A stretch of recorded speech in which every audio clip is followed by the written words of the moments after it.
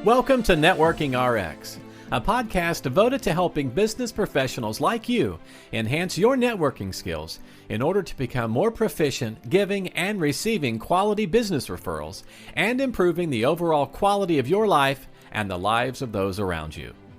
The Networking RX podcast is a production of AmSpirit Business Connections, an organization whose mission is to empower business success through networking. The beautiful thing about networking is that it's really kind of simple. You bring people into your world, you find ways to help them, you trust that they will return that courtesy to you. It's not perfect, but it's relatively simple formula. But at the same time, networking, the bad thing, the frustrating thing about networking is that it can be really complicated. No two people are the same. No person's the same on two different days. You're not mixing chemicals. 1 + 1 will always equal 2. My interaction with somebody might be great one day and then just totally unproductive another time. You never know. But there's a formula there, and you follow the formula, and you just have to kind of trust that a certain number of iterations, things will work themselves out.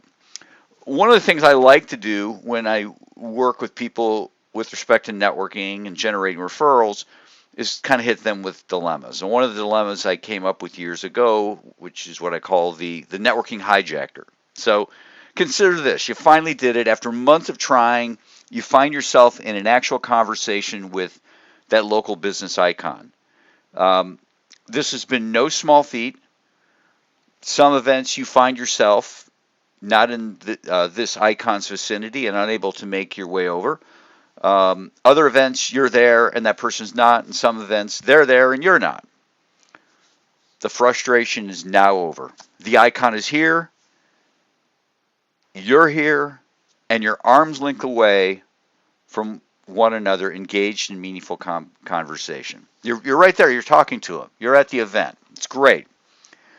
If all goes well, this person could represent a motherlode of business referrals, invaluable information, and a plethora of business contexts.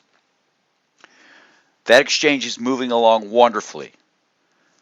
Gone through the small talk, and the two of you are comfortable in conversation. You're kind of hitting it off, and then it naturally transitions over to real business subject matter.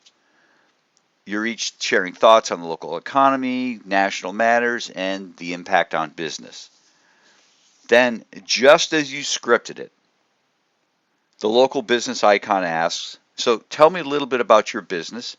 How might I be able to help you?" Okay, are you with me so far? It's kind of a great situation. It's that person, and we all have that person in our mind, that person who, wow, this person could really help me. And it's different for everybody. Might not be the same person. We all have different wants and needs, but it's a really great person that you would love to meet, and you know they could help you. And you've done enough for other people. Certainly you're deserving of something, right? But you're right there at the right place at the right time, and you've warmed this whole thing up, and they want to know how they can help you. You can hardly contain yourself.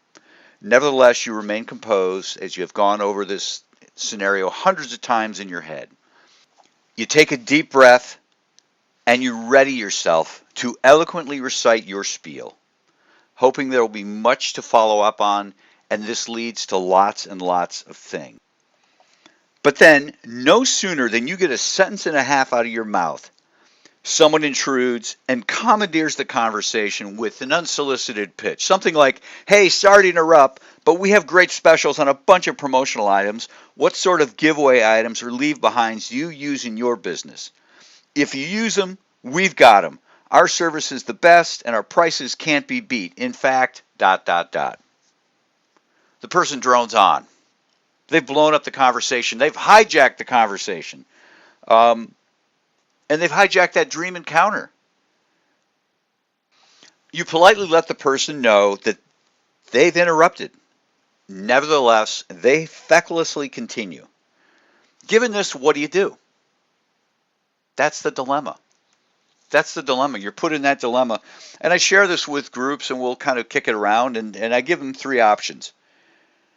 You politely allow the networking hijacker, the conversation hijacker, just to continue.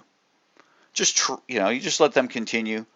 Um, you ignore the networking hijacker and attempt to reignite your conversation around them. Just pretend like they are not there. Or three, you abruptly put the hijacker in their place. Those are the options. There might be other options there, but those are the three options I put forth, and then let a discussion ensue regarding those things.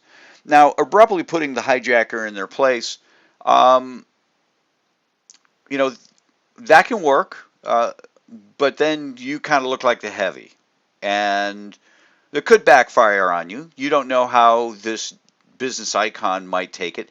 They might think, okay, I love it. I love what you just did. You had the courage to do something I wanted to do. You beat me to the punch. People like this annoy me. I think they annoy everybody. And the business icon might think, okay, this is great. I like this assertiveness. But the business icon might also think, you know what, that's kind of rude.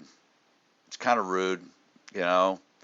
Um, you know, there are all types out there. Again, networking is simple and it's beautiful and it's complicated. And people come to networking, people come to the business world with all sorts of history and training on all sorts of different things. I run into people who really have no idea what it's all about. And, so they're just going off of what somebody has told them, and that somebody who has told them may have not given them the right information. So may have been trained by somebody who told them, you absolutely need to do this, and you just go after this like a dog going after a bone to try and get yourself at specialty business. And they don't know any better. So abruptly putting the hijacker in their place can work, and there are arguments for it and arguments against it. There are arguments for and against every one of these things. That's what makes it a dilemma, right? Now, you could ignore the networking hijacker, this conversational hijacker, and attempt to reignite the conversation around them. That seems like a good course of action. It might be simpler than you think. You don't know what they're going to continue to do. It's kind of awkward. This other person's there and they're pitching. It might be taken as a little bit rude, just trying to kind of, I'm imagining having this conversation and kind of positioning my body between myself and this business icon. Okay, I've been here. I've been waiting to talk to the big whale. I finally got the big whale. I'm going to need to exclude this person and continue with my spiel. Yeah,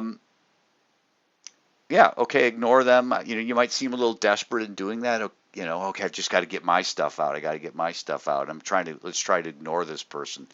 You don't know how that's going to come off. Again, it can come off good or it can come off bad.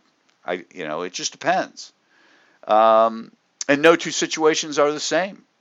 No two situations are the same. It certainly will depend upon who the person is. If this hijacker is somebody I know, I might have a different reaction to them. It might be, hey, Steve, Sue, or whatever.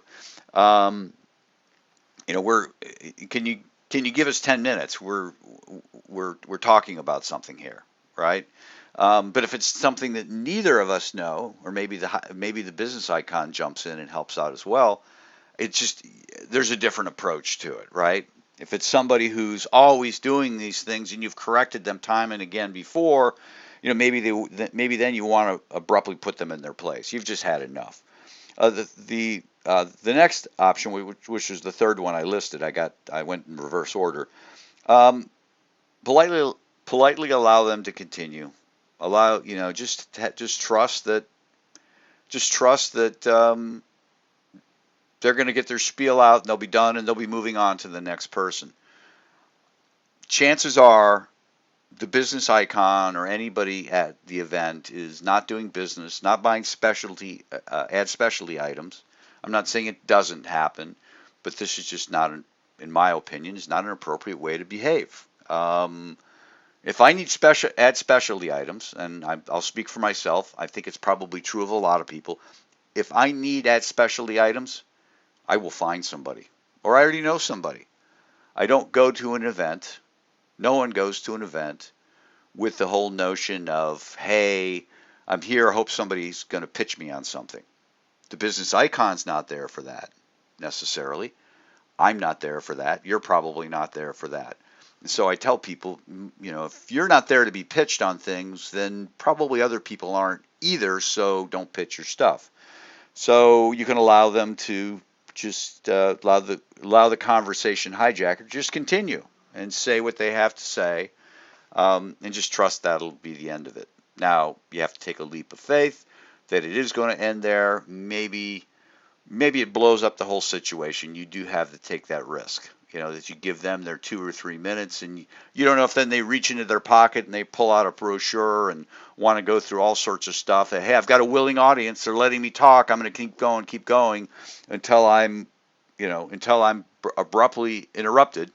I've got the green light to go. You don't know, and you run the risk of that business icon, at some point saying, okay, this is great, but hey, in my case, Frank, it was great having a conversation with you. I really need to get going. I've got a meeting to go to, in which case I missed the opportunity. There is no right answer to this. That makes it a dilemma. And I've put a few of these together, almost like what I'll call lifeboat ethics. People may have to make a decision about different situations, and this is just a situation that you can find yourself in. It's one of many, right? It's one of many. As I started with, networking is relatively simple. There's a simple formula to it, but at the same time, it's very complex because there are lots and lots of different variables and iterations with respect to how things unfold, who you're running into, what situation they're, what frame of mind they're in, what's going on around them. No 2 days are the same, and you just need to be ready. You need to be really flexible with your approach, and really patient with how things unfold. Whatever you choose to do, there are good and there are bad, and you just you need to think it through. Thinking is the hardest part. It is absolutely the hardest part with respect to anything, and certainly with respect to networking, because there is a lot of thinking, there's a lot of reading the room, of understanding the situation, of knowing when to be patient and when to be firm. Networking is simple, but the answers to these dilemmas are not simple at all. It can be a real challenge. Thanks for joining us on the Networking RX podcast. Please put what you've learned into action today and let us know if you have questions, comments, or ideas for future topics. You can email them to us at podcast@amspirit.com. That's AmSpirit.com. Finally, so you never miss an episode, be sure to subscribe to the Networking RX podcast through iTunes, Overcast, or however you receive your podcasts. Now get out and network with someone. The Networking RX podcast is the copyright production of AmSpirit Business Connection. All rights reserved.